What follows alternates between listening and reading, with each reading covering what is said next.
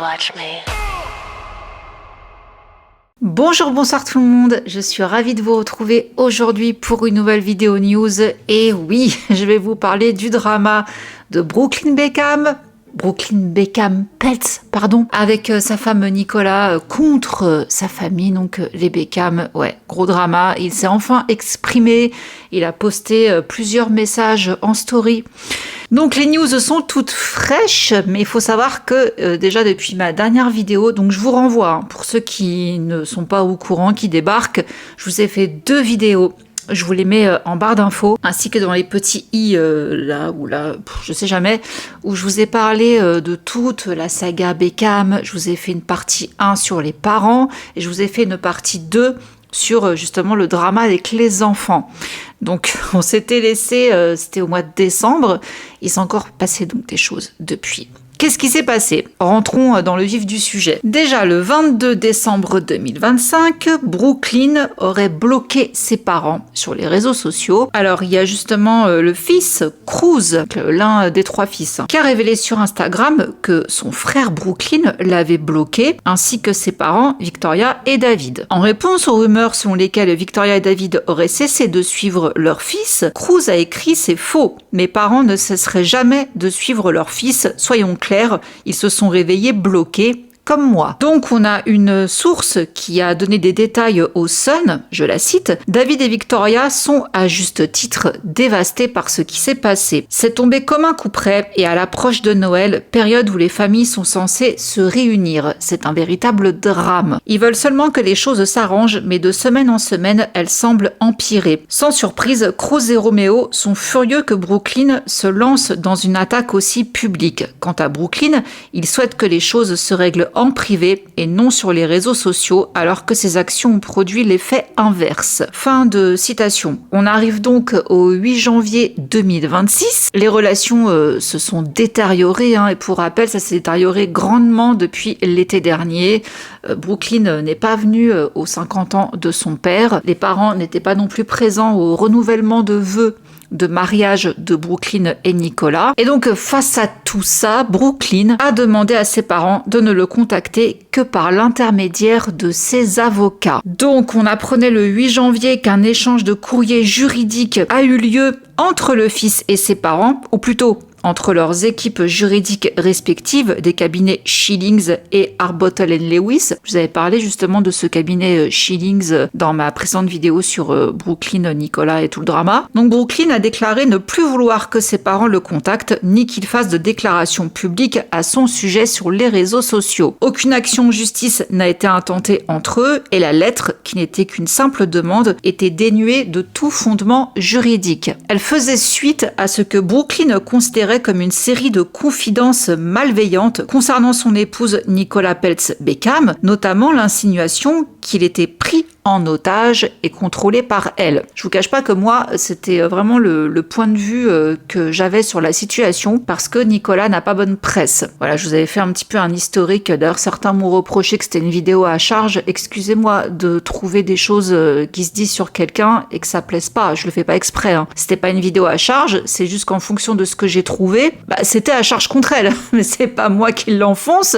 Je ne fais que vous rapporter ce qu'il se dit. Tout simplement. Ne tapez pas sur le messager. Cependant, une source a déclaré « On a dit à David de leur parler par l'intermédiaire du cabinet Schillings, c'était leur seul moyen de communication. La famille regardait et aimait ces publications culinaires, or cela allait à l'encontre du souhait de Brooklyn qu'on le laisse tranquille lui et sa femme. » Cette source qui dit qu'une autre source, donc un autre interlocuteur, lui aurait confié avant Noël que le jeune couple, Brooklyn et Nicolas, trouvait les publications Instagram des parents de Brooklyn perturbantes et se réveillait en s'inquiétant de ce qui avait pu être publié à leur sujet pendant la nuit. On m'a dit, ce serait vraiment dans l'esprit des fêtes si les Beckham pouvaient les laisser tranquilles pour le moment. Le simple fait que quelqu'un suive quelqu'un d'autre sur Instagram ne devrait pas faire les gros titres. Nicolas et Brooklyn n'ont fait aucun commentaire et il veut juste que la paix soit avec eux. On me dit qu'ils feraient n'importe quoi pour se réconcilier avec leur fils, du côté des Beckham, et qu'ils souhaitent simplement renouer le contact, d'où leur publication sur les réseaux sociaux. Voilà, bon, jusqu'à présent, j'ai envie de vous dire rien de fou. Et donc, ça c'était le 6, le 9 janvier 2026, on apprend les détails de la goutte qui aurait fait donc déborder le vase et qui a décidé, Brooklyn, de bloquer toute sa famille. Alors, un outrage, Victoria a eu le malheur donc de liker une vidéo de poulet rôti que son fils a partagé en ligne. Alors ça, je vous cache pas que quand j'ai lu ça, je me suis dit, je sais pas si on doit rire ou pleurer, parce que c'est tellement con, excusez-moi, elle a liké un poulet que son fils il a fait, et ça a envoyé du coup les avocats. Bref, je poursuis. Donc quelques heures après cet acte infâme, il a bloqué sa mère, son père et ses 3 frères et sœurs. Et comme il avait été révélé dans le Daily Mail, on sait maintenant que c'est parce que les agissements de Victoria contrevenaient à une demande légale que Brooklyn avait adressée à ses parents, leur demandant de cesser tout contact avec lui et toute interaction sur les réseaux sociaux. Donc d'autres affirment que le recours de Brooklyn et des avocats est peut-être le signe le plus clair à ce jour qu'il est désormais un Peltz et non plus un Beckham.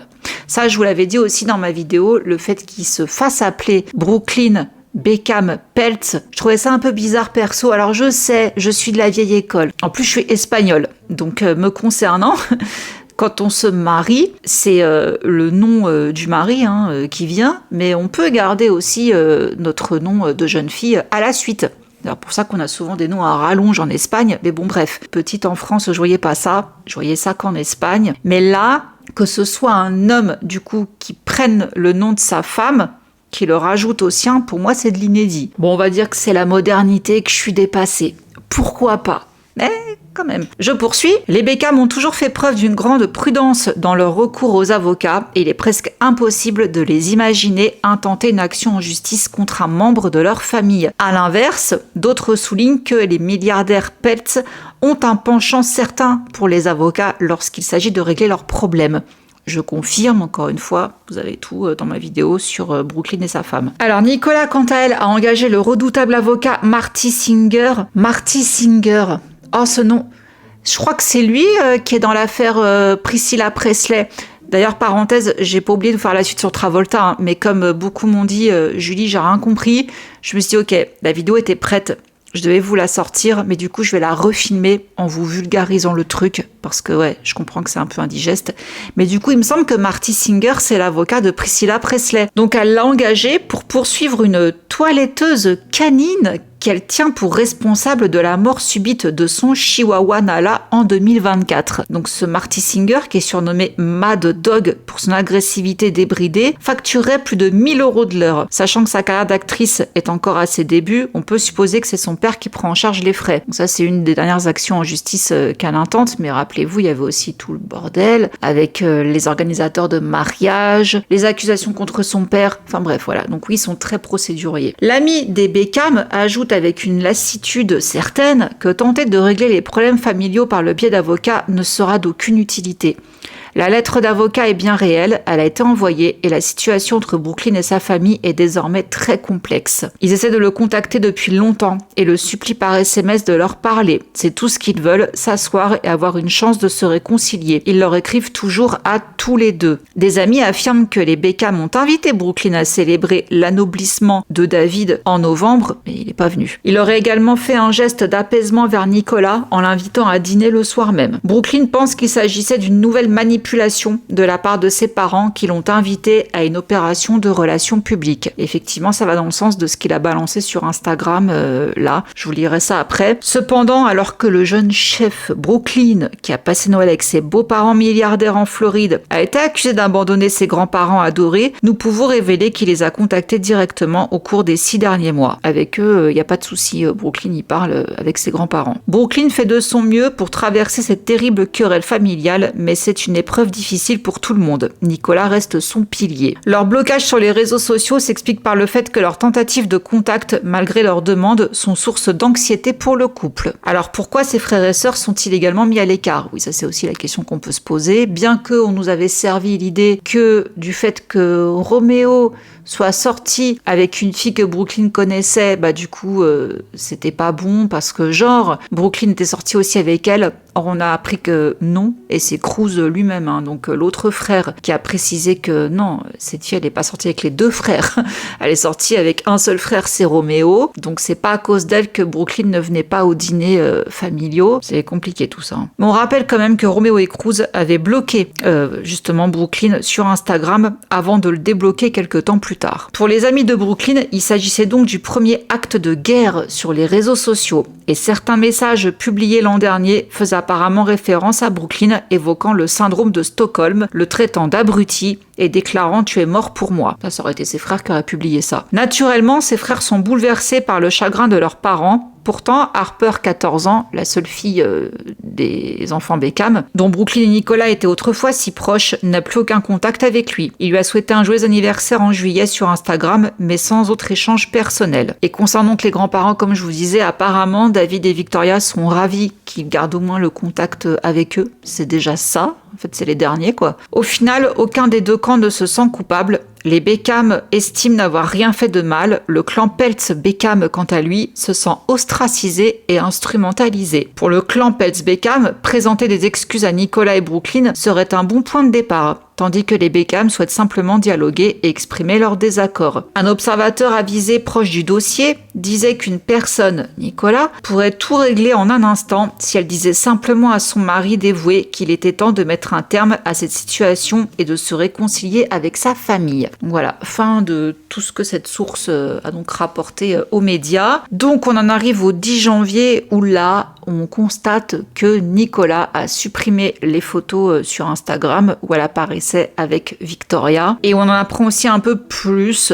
sur ce qui ne lui aurait pas plu. Selon le magazine Hello, Victoria n'aurait pas hésité, en maman poule, lors d'une réunion de famille en 2024, de suggérer à sa belle-fille qu'il serait bien qu'elle pense maintenant à la maternité. Lors de leur dernière rencontre, raconte cette source, Victoria a parlé de bébé, disant qu'elle avait été une jeune maman et que ce serait une bonne idée d'en avoir un. Un commentaire qui n'a pas plu à Nicolas et qui s'ajoutait à une longue liste d'autres remarques malvenues de la part de Victoria. C'est en tout cas la goutte d'eau qui a fait déborder le vase. Donc elle a supprimé, comme je vous disais, l'hommage rendu à sa belle-mère pour son 50e anniversaire en 2024. Donc voilà, a pu. Et on en arrive donc là au 19 janvier 2026 où Brooklyn s'est exprimée donc sur Instagram. Alors je vais vous lire carrément toutes ces stories, je vous les ai traduites. Vous êtes prêts parce que c'est long? C'est parti. J'ai gardé le silence pendant des années et j'ai tout fait pour préserver ma vie privée. Malheureusement, mes parents et leur entourage ont continué à s'adresser à la presse, ne me laissant d'autre choix que de prendre la parole et de rétablir la vérité sur certains mensonges publiés. Je ne souhaite pas me réconcilier avec ma famille. Je ne me laisse pas manipuler. Je m'affirme pour la première fois de ma vie. Depuis toujours, mes parents contrôlent le discours médiatique sur notre famille, les publications théâtrales sur les réseaux sociaux, les réunions de famille et les relations factices font partie intégrante de mon enfance. Récemment, j'ai constaté de visu jusqu'où ils sont prêts à aller pour diffuser d'innombrables mensonges dans les médias, souvent au détriment d'innocents, afin de préserver leur image. Mais je crois que la vérité finit toujours par éclater. Mes parents n'ont cessé de saboter ma relation depuis avant mon mariage. Ma mère a annulé la confection de la robe de Nicolas à la dernière minute, malgré son immense joie de porter sa création, la forçant à trouver une autre robe en urgence. Des semaines avant le grand jour, mes parents ont exercé des pressions répétées sur moi et ont tenté de me soudoyer pour que je leur cède les droits sur mon nom, ce qui aurait eu des conséquences néfastes pour moi, ma femme et nos futurs enfants. Ils insistaient pour que je signe avant le mariage, car les termes de l'accord seraient alors entrés en vigueur. Mon refus a eu des répercussions sur la paye et depuis, ils ne m'ont plus jamais traité de la même manière. Pendant les préparatifs, ma mère est allée jusqu'à me traiter de diabolique parce que Nicolas et moi avions choisi d'inviter ma grand-mère Sandra et la grand-mère de Nicolas à notre table, car elles n'étaient pas accompagnées de leur mari. Nos parents respectifs avaient chacun leur propre table juste à côté de la nôtre. La veille de notre mariage, des membres de ma famille m'ont dit que Nicolas n'était pas de la famille, pas du sang. Depuis que j'ai commencé à m'affirmer face à ma famille, j'ai subi des attaques incessantes de la part de mes parents, en privé comme en public, et des messages ont même été envoyés à la presse sur leurs ordres.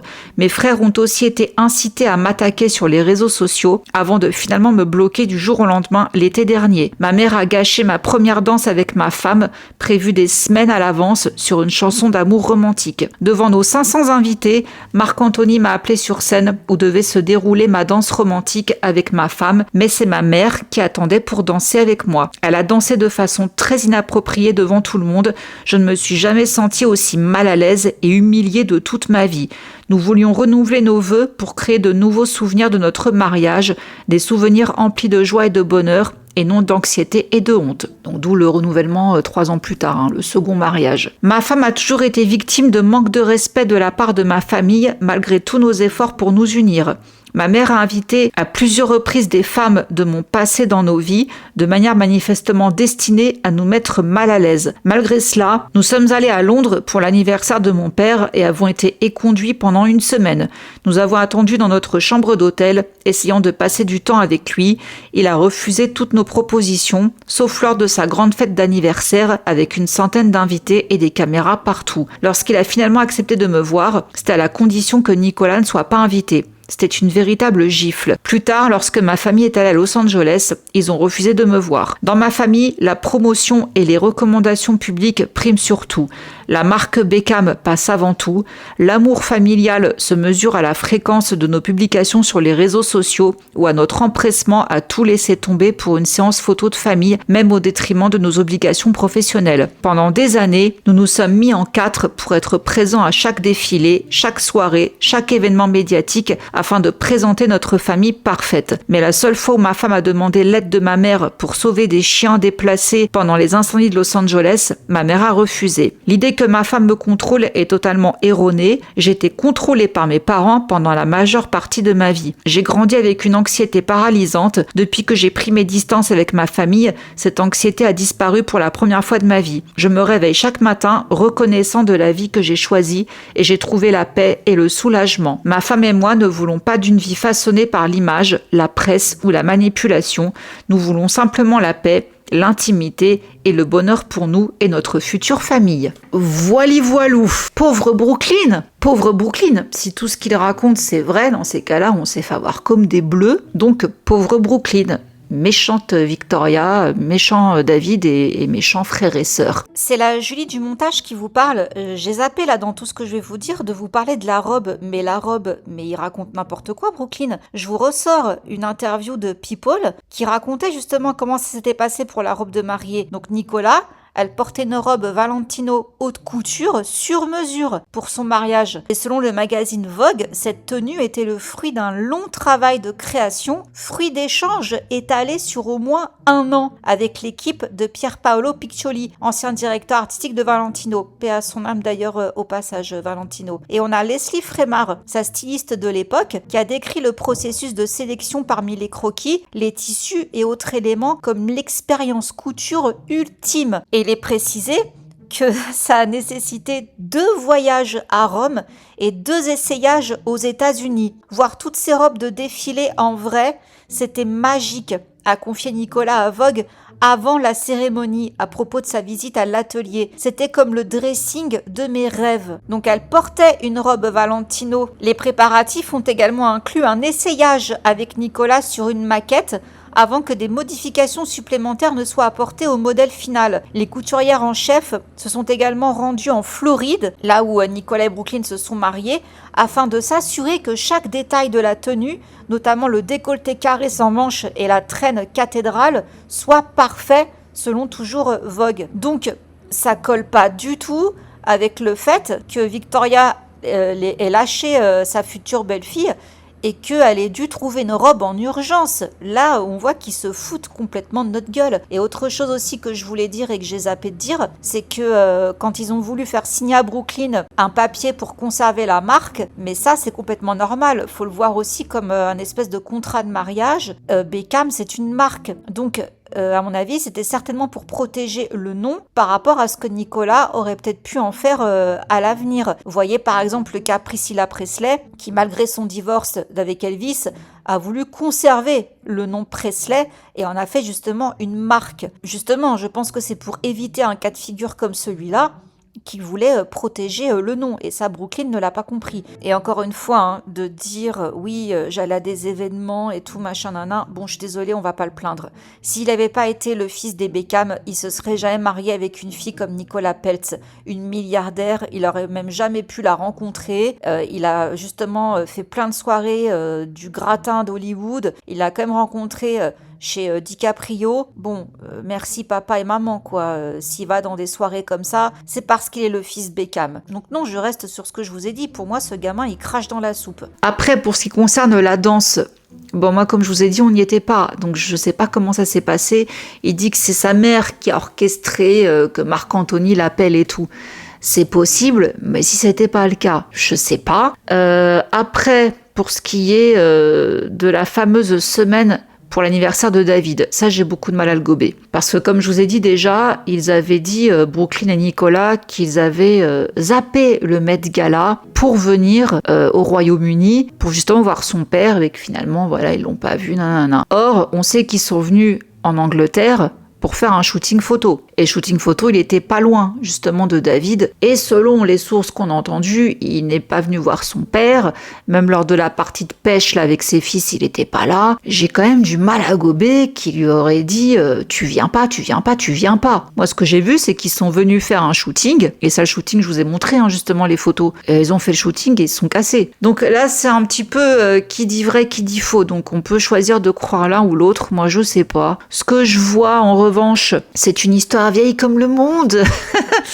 Le fils, voilà, qui se marie, ça plaît pas aux parents pour x, y raison. Ou alors, les parents, ça va, mais c'est la femme qui monte un peu le bourrichon, je sais pas. Après, de dire que Victoria danse de manière inappropriée, ça m'a fait rigoler parce que Victoria, quand on regarde des publications, dès qu'elle a un petit coup dans le nez, enfin, en tout cas, c'est l'impression qu'elle donne, c'est Posh Spice, quoi, qui ressort. Et je trouve pas qu'elle danse de manière vulgaire, hein, franchement. Enfin, on peut la voir, hein, danser sur plein de vidéos. Elle danse comme une maman, quoi. Bon, on voit qu'elle aime danser, mais c'est pas, je trouve, déplacé. Elle est pas là en train de twerker, faire des trucs chelous, quoi. Donc, je pense qu'il faut un petit peu peut-être revoir la notion de humiliant, dégradant, je sais pas quoi, là, ce qu'il dit. Bref. Moi, j'ai un peu... Enfin, j'essaierai toujours d'apaiser les choses avec les parents, parce que les parents... On les taille tout le temps, nos parents. On est toujours en train de critiquer nos parents. Mais plus on vieillit, plus on se dit « Ouais, bon, allez, on met de l'eau dans son vin en vieillissant. » Et on voit qu'ils sont pas si ringards, quoi. Un jour, on sera comme eux, hein. Alors, je parle pas pour tout le monde, attention, hein, on est d'accord, hein. Mais de manière générale, plus on est jeune, plus on trouve tous les défauts à nos parents. Et en vieillissant, on se dit « Ouais, finalement, ils sont pas si mal que ça, quoi. Moi aussi, je vais devenir comme eux, quoi. » Donc, voilà, calmons-nous. Je mets ça sur le compte de la jeunesse. Il n'a que 26 ans, il va sur 27 ans. Mais si vraiment pour lui, la marque Beckham, tout ça, c'est un empire, c'est très transactionnel, image, tout ça. Bon, là, ça m'étonne pas, hein. Beckham, c'est une marque, ça ne m'étonne pas. Après, de dire que c'est anxiogène et toxique, c'est possible, mais je vois plus ça dans le sens où c'est anxiogène parce que ce sont les Beckham. Ils sont très très célèbres. Ce serait une autre famille tout aussi célèbre, je pense qu'il serait autant angoissé, le petit, quoi. C'est juste la pression de la fame. Mais ce que j'ai l'impression, c'est que pour lui, c'est la marque, la marque, la marque. Je vois pas trop où est le mal, si vous voulez, de vouloir... donner une bonne image sur les réseaux sociaux, c'est ce que fait tout le monde. Je comprends pas trop en fait ce qu'ils reprochent là-dedans. Qu'ils reprochent que ce soit trop policé, etc. Ok, ça je peux comprendre, mais c'est pas suffisant, je trouve, pour couper les ponts avec sa famille. Maintenant, quand il dit je m'affirme par moi-même, maintenant je suis heureux et tout, grand bien lui fasse. Comme je vous l'ai dit, grand bien lui fasse. Mais, à mon humble avis, un jour, il va tomber de haut. Et là, justement, il y a aujourd'hui, au moment où je filme là, aujourd'hui, David Beckham, qui a été interviewé, il s'est pas étalé sur son fils, parce que les gens ont voulu savoir, forcément, votre fils, il a balancé ça, qu'est-ce que vous avez à dire? Il a juste dit, parfois, les enfants font des erreurs. Alors, c'est un peu infantilisant, mais en même temps, c'est son enfant, donc comment le dire autrement? Donc, je pense, comme je vous l'ai toujours dit, hein, oui, la marque Beckham, etc., mais... je pense vraiment pas que les Beckham soient de mauvais parents. Je pense qu'effectivement, en tant que clan très soudé, très connu, et en plus des Anglais, ça compte, hein, il y a des Anglais qui sont un peu, on va dire, c'est l'étiquette, voilà, ça compte. Il y a un peu ce côté BCBG si vous voulez. C'est pas, je trouve, si grave que ça, que Brooklyn fasse sa vie et tout, vas-y, il fait ce qu'il veut maintenant, on a compris. Mais faire venir des avocats là-dedans, c'est ça en fait qui me choque. Ta mère a like un poulet et tu lui envoies des avocats parce que c'est la goutte d'eau, je comprends pas trop là. Il y a toujours deux versions dans une histoire, vous le savez. C'est pas clean des deux côtés si vous voulez, voilà. Par contre, le truc que Victoria aurait mis dans les pattes des anciennes connaissances, ça m'a tellement fait penser au film Sa mère ou moi. Je sais pas si vous l'avez vu avec Jennifer Lopez et Jane Fonda. Maintenant, les frères, ce que je vois, c'est que les frères, eux, ils sont quand même discrets. Ils mènent leur vie de leur côté et ils ont l'air très très proches de leurs parents. J'ai pas l'impression que eux, pour le coup, souffrent de l'empire Beckham, de l'étiquette Beckham. Donc, c'est aussi ça qui me fait douter. Peut-être que Brooklyn est un peu un hypersensible et qu'il a vécu ça de manière beaucoup plus intense que les autres. Mais dans ces cas-là, pourquoi enchaîner toutes ces couvertures de magazines? Pourquoi autant s'exposer sur les réseaux? Vous m'enlèverez pas de la tête, hein, comme je vous l'ai dit. Ça, par contre, j'en démords pas que lui et Nicolas veulent détrôner les parents. Sauf qu'ils n'ont pas le talent pour. Je suis désolée, mais c'est un fait. Hein. Pour le coup, c'est un fait. Donc, bonne chance aux jeunes. Soyez heureux. Le temps nous dira encore plus de choses. Écoutez, j'espère que cet update vous aura plu. Voilà, vous êtes à jour. Je pense que ça va continuer. En tout cas, je parie sur Cruz pour balancer des trucs. Le plus jeune frère, il a vraiment pas l'air d'avoir sa langue dans sa poche, celui-là. Je pense qu'on peut apprendre des choses avec lui. Qu'en pensez-vous? Je vous attends dans les commentaires. Je vous fais plein de gros bisous. Mouah. Ciao.